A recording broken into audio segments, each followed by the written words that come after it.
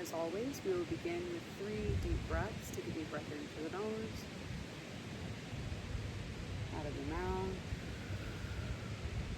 in again through the nose, soften out of the mouth. Last time in through the nose, and out of the mouth. Today's topic is going to be addicted to healing, which I think is a really important topic inside of this community. So, before we go any further, I think the first thing to hit upon is the fact that it does require a lot of courage to begin healing or to come onto the healing path. It's not something that is for someone who's going to be weak, right? Because once you open up Pandora's box, boom, everything starts flooding through. And the reality is, you can't really ever look back. You don't need to go deeper into your healing experience, but once you've experienced a few, whether you call it spiritual awakenings or light bulb moments, come to Jesus moments, you'll never be the same. And you'll always know that this thing exists, even if you choose to not go forward with healing.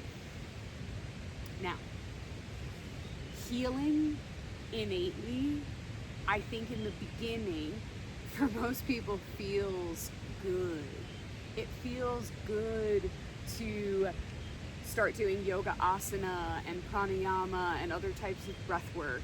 It feels really good to go to plant medicine ceremonies and feel yourself cracked wide open to the world, cracked wide open to love, I think is really the first piece that people begin to feel, right? They feel connected to other people, they feel connected to the oneness. A lot of times in psychedelic ceremonies, we will find that newcomers, that is their experience. Yes, they might have moments of where they looked at their trauma, but mostly people are like, oh my God, life is amazing. We're so connected to the spirit realm. So innately, this stuff feels good. As time goes on, and if you're watching this on YouTube, definitely leave a comment below and let me know what your thoughts are, or on Spotify as well. But once you continue down the healing path, it doesn't feel as good. It brings up a lot more, and the deeper and deeper that you go into the healing experience, it doesn't feel as love and light-y, which is important because love and light is only one aspect of healing. If you meet somebody and all they can ever look at life from a lens is from love and light, me personally, those are not my people. I need you to understand the darkness is a spectrum as the light is a spectrum. It's all a spectrum. And if you're going to dive deep into the love and light, you need to look into the dark and the grief, you know? You can't have one without the other. They are two sides of the same coin. And so I think that's a really important part to hit on. Let's take a deep breath in and out. And so before I keep talking, I just want you to reflect on what I've said. Where do you feel like you're at in your healing journey and experience? What has it been like for you? I know there's a meme where it shows like the beginning of the healing journey and it's like all crystals and journals and like, you know, for lack of terms, like unicorn and sunshines.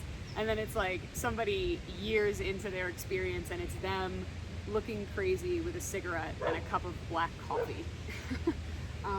And I feel like that is important to think about and hit on, which is like, where do I feel like I'm at? Do I feel like I'm burnt out from spirituality, or do I feel like there's just so much more for me to see that I want to dive deeper into?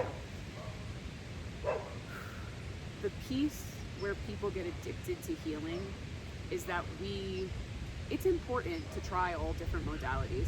I have a rule that when people work one-on-one with me, after 12 months, I don't allow them to continue. At 12 months, you need to take at least a 3 to 6 month break, and then we can come back together if you really want to work with me, but we need to like have a discussion about why, because I'm here to empower you, not become your crutch.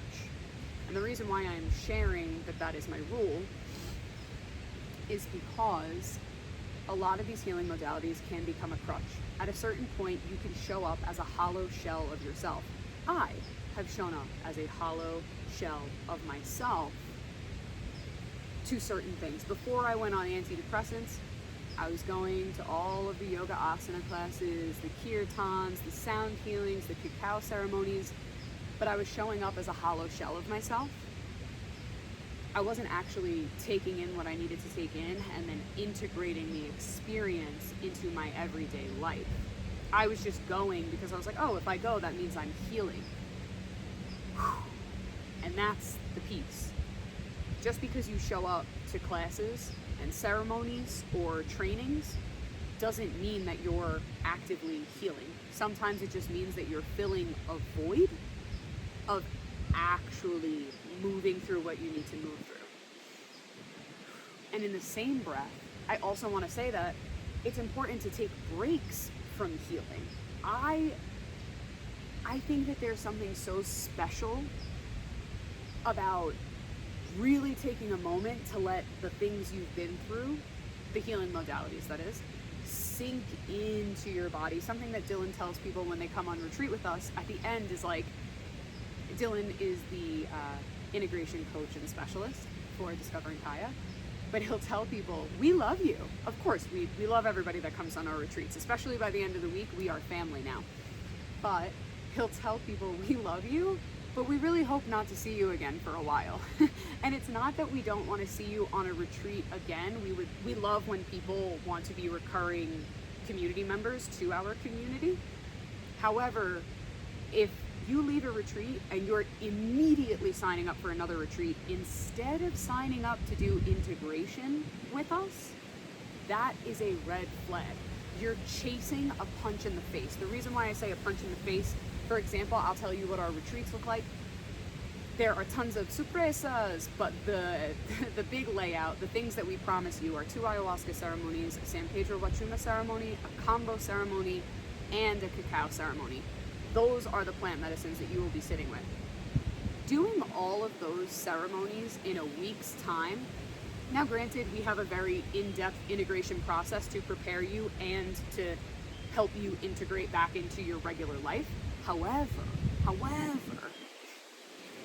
it's a punch in the face. It's a lot of work to do that week. And people can get addicted to that intense punch in the face because it makes them feel, we're Westerners, right? I'm not really talking to the people that have grown up in indigenous types of communities where there is that recognition. Many Westerners come in and they want as much as they can get. I am a Westerner myself. I love to indulge in certain things. However, I also know at the same time, if you indulge yourself in too many of these healing modalities in too quick of a time or in too long of a time, right? Like maybe it's a long time span that you haven't actually checked in with yourself to see if these things are actually sinking into your body, your vessel. Then what we start to realize is that we're actually abusing healing modalities. We're abusing plant medicine. Now, plant medicine abuse is something that at Discovering Kaya, we have talked very in depth about. If you have been following specifically me, Dan, on Instagram since 2021, you have seen many videos and posts of Dylan and I speaking out about plant medicine abuse in various different ways, because there are multiple different ways to abuse plant medicine.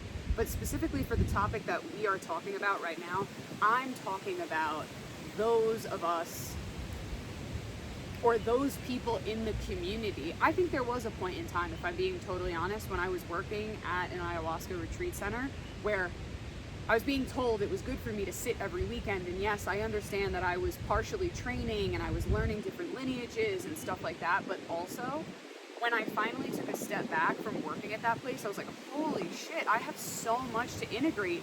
And it was like, I needed to integrate my first ceremony before I even started working there. Like, I couldn't even think about the stuff that I had come as messages and downloads for me while I was working there. I was like, holy shit, like I gotta take like fucking 25 steps back and really slowly begin to work my way forward.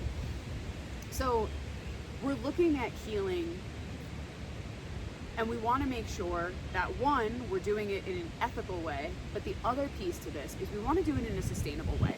When I find that people, whether they're one-on-one clients, whether they're just people in my community, or they're someone that, I live in the Sacred Valley of Peru, so talking about spirituality and plant medicine is a pretty common topic here, or I'm just talking to somebody.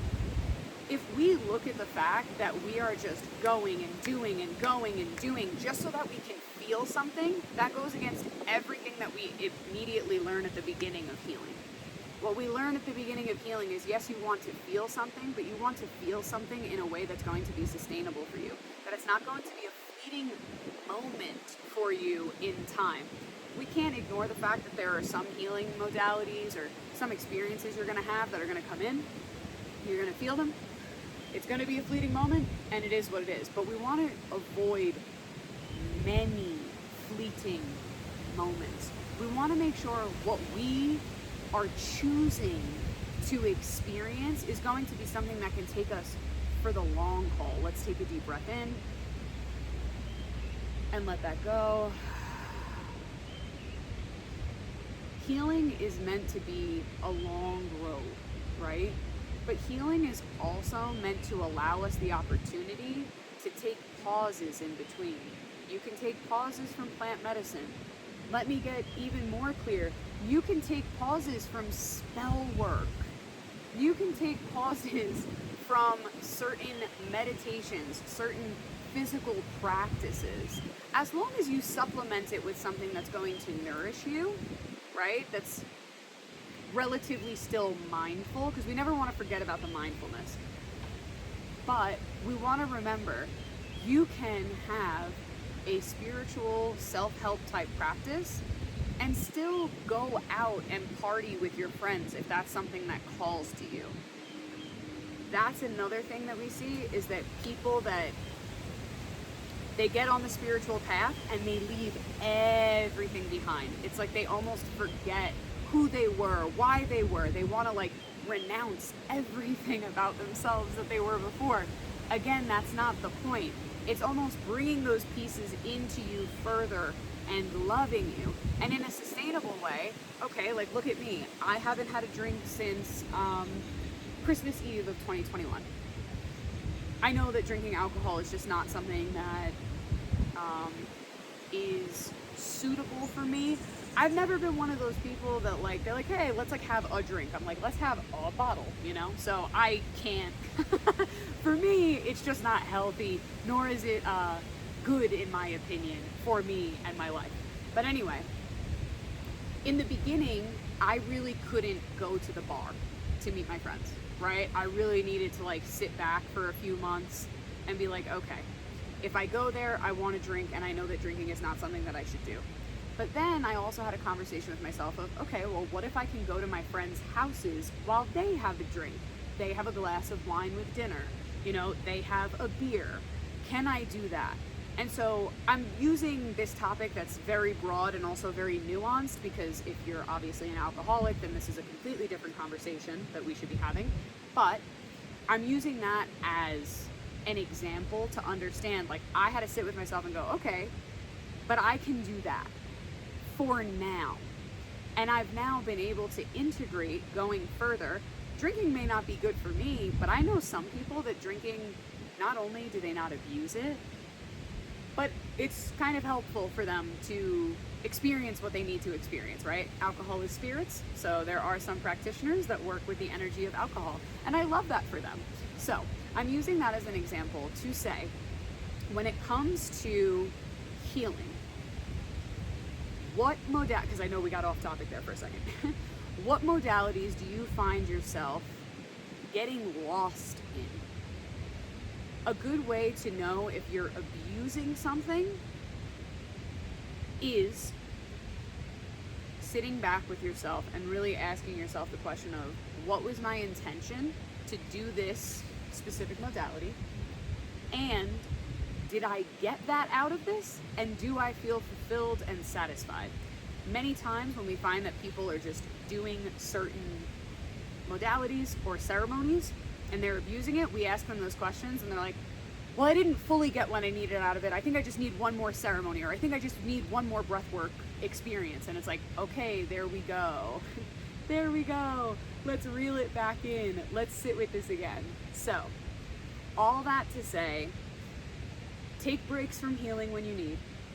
If you find yourself just like a hamster on a wheel when it comes to spirituality, talk to your teachers, talk to your mentors, talk to your community members and say, hey, I don't actually feel like I'm moving forward. I just feel like I'm coming to this shit. I'm doing it because I'm expecting ABC. ABC is not happening, so I'm just showing up again to hope that I can, it's valid to be like, maybe I just need to go a few more times to break through. But also, talking to our teachers and our mentors can let us know maybe there's something else that's more suitable for us at this point in time. I could talk about this topic for a lot longer. I'm not going to, because I want this to be a discussion. So please leave a comment with what you think, what you feel. If you want to join us on our retreat in June of 2025, the links are all down below. And I'm sending many blessings to